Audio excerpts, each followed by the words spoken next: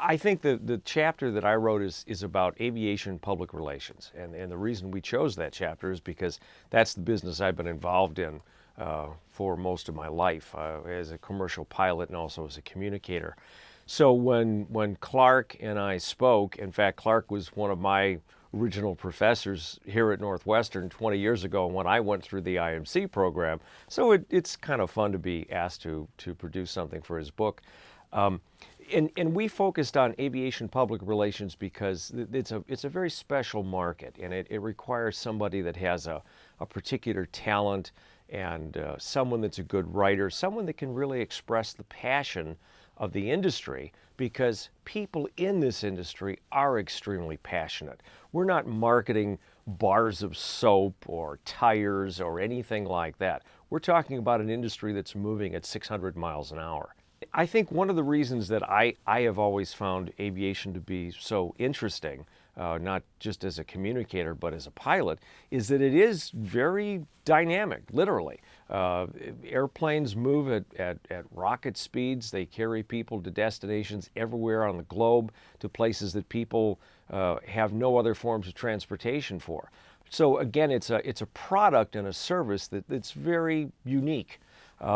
But with that comes a responsibility, especially when there's a crisis. And let's face it, aviation's had quite a few crises. And I'm writing a book right now about the Air France 447 crash that went down in the South Atlantic. So when we have a crisis, it's not a bad product that someone turns back into the grocery store or pulls off to the side of the road when a tire blew. These are very spectacular incidents, and they require someone who has a cool head and is able to sort of look 10 minutes or sometimes a day down the road at where a crisis could or might be headed, and to develop the strategies that they need to communicate what the customer or their employer needs in order to stay in business.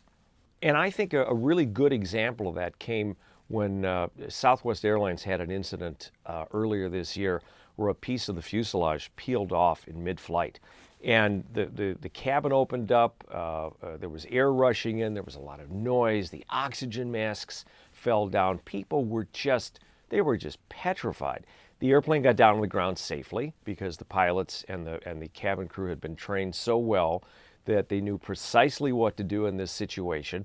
But that's when the real excitement began for Southwest, because they had a major PR disaster on their hands that they had to try to deal with.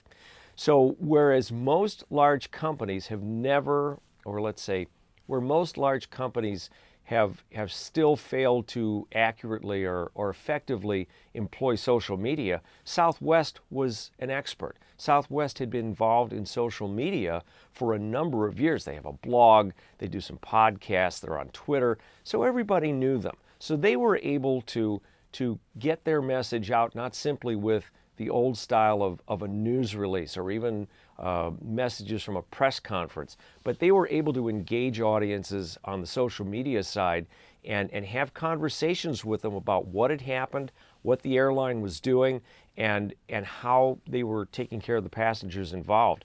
And what it did very effectively for Southwest was that it helped them mitigate the problem and have companies learn from the kind of Southwest issue. It's an interesting question because I also write a blog on marketing topics, and I'm constantly faced with companies that have done the dumbest thing possible to alienate customers, and then they wonder why. So I think that when any student is able to effectively use social media to engage with a customer, to engage with the media, to get that conversation going so that people can better get to know them as people as opposed to an entity, it helps the overall brand succeed. I also believe very emphatically that the ground zero for a PR person is the ability to write. Because if they can't write, whether it's a tweet or a blog post or a script or a news item, they're going to be lost. And so with that basic concept, though, being able to write really decently, they can really succeed in this business. We look at social media and think of Facebook, we think of Twitter, and blogs and podcasts, and we think, wow, this has arrived. This is only the leading edge. It really is. And each year we're at least each year I'm awestruck by how someone else has found a new way to use even an old tool, and I say old in the sense that maybe it's only a couple of years old, to figure out new ways to engage with customers in that dialogue that they all want to have, because that's the issue I think that we always need to think about, is that blend between public relations and marketing. And I know a lot of people don't like to hear that, but the bottom line is, if people don't buy the product or the service that the company produces, nobody has a job. And so it's always part of our goal to learn what customers think about a product or a service, and then to try to answer the questions they have that help to support that brand. And that's where I think social media is a natural, if a company can get past its biases of worrying about the control of the message.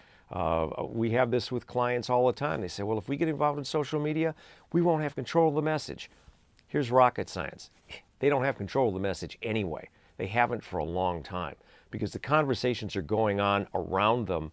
And I really believe that in the aviation industry, we need to be a part of that conversation. And that's where a good PR practitioner that is really an effective user of social media can benefit really, really well. I think that someone that's going to be an effective PR person in the aviation industry, as I probably mentioned, they need to be a good writer. They need to be able to communicate whatever's going on in their head.